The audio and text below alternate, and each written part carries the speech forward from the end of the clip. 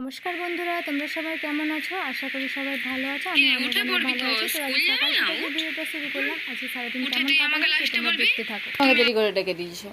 ওঠো ওঠো, চ স্কুল যাবি চ। ঘুমের ঘরে বলে দরকার নেই, চ।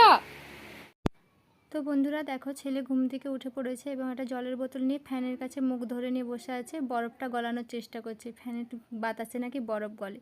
তো বন্ধুরা, তোমাদের কোন কোন কার কার বাচ্চারা এভাবে এরকম কথা বলে একটু মজা করে, ও আমার সাথে ইয়ার্কি করছে। তো স্কুলে বোতলটা নিয়ে যাবে বলে রেডি করছিল, রাত্রে ফ্রিজের ভিতরে ঢুকে রেখেছিল, তো ডিপ ফ্রিজে ঢুকিয়ে দিয়েছে। তো এই অবস্থা। কিসে গলে বরফ?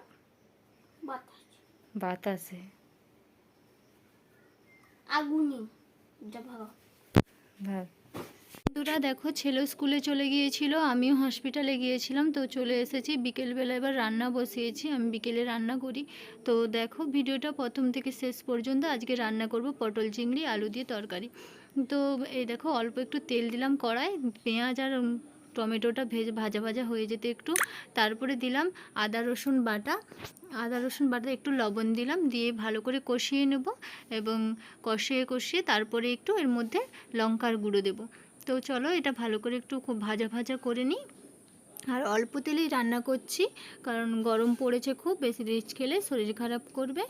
তো চলো এর মধ্যে এবার লঙ্কার গুঁড়ো দিয়ে একটু সামান্য পরিমাণে জল দেব, নাহলে লঙ্কার গুঁড়োটা পুড়ে যাবে। উনানটা খুব জ্বলে গিয়েছে। তো এবার একটু কষিয়ে নেবো আবারও। কষানোর পর আবার এর মধ্যে একটু হলুদের গুঁড়ো দেবো, আর মাঝখানে আরেকটু আমি লবণ দিয়েছিলাম। তো লবণ দিয়ে আরও একটু কষিয়ে নিই। এবার হলুদের গুঁড়ো দিয়ে আবারও যে একটু জল দিয়ে আবারও কষাবো। তো অল্প তেলে রান্না করতে গেলে একটু কষাতে হয় বেশিক্ষণ ধরে, যেহেতু তেলটা কম থাকে, ভাজা হতে সময় লাগে, জল দিয়ে ভালো করে কষাতে হয়। আর অল্প তেলে রান্না কার কার খেতে ভালো লাগে তোমরা অবশ্যই আমাকে কমেন্ট করে জানাবে। ভিডিওটা যদিও খুব অস্পষ্ট হয়েছে, অন্ধকার, কারণ সন্ধেবেলা তো, আর আমাদের লাইটটা ঠিক অপোজিটে, আমি যেদিকে বসেছি ওইদিকে, ওই জন্য দেখুন হাতের ছায়াটাও পড়েছে। তো চলো এবার এটা কষানো হয়ে গেলে এর মধ্যে দিয়ে দেব আলু সেদ্ধ করে রেখেছিলাম। আমি আলু সেদ্ধ করে জলটা ফেলে দিই, কারণ এই যে আলুর মধ্যে অনেকে সুগার থাকলে খেতে পারে না, তো আলুর জলটা ফেলে দিলে অনেকটা ওর গুণটা বেরিয়ে যায় জলের মধ্যে।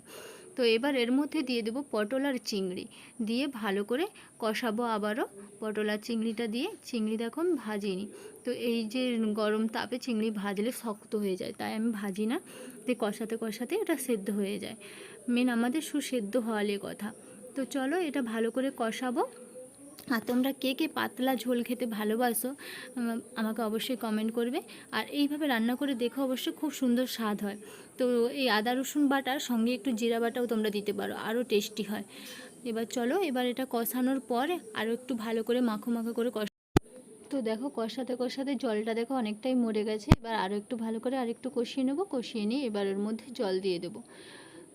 দেখো পুরো মাখো হয়ে গেছে, তখন একটু জল ছিল, তো শুকনো হয়ে গেছে। তো এর মধ্যে এবার জল দিয়ে দেবো। দেখো যা জলের জামটা তুলেছি, সঙ্গে সঙ্গে পুরোটা অন্ধকার হয়ে গেল ছায়াতে। তো চলো এবার এটা ফুটে যাক। যতক্ষণ ফুটছে তোমাদেরকে বলছি, পুরো ভিডিওটা অবশ্যই ওয়াচ করো, আর ভালো লাগলে অবশ্যই লাইক শেয়ার কমেন্ট করো।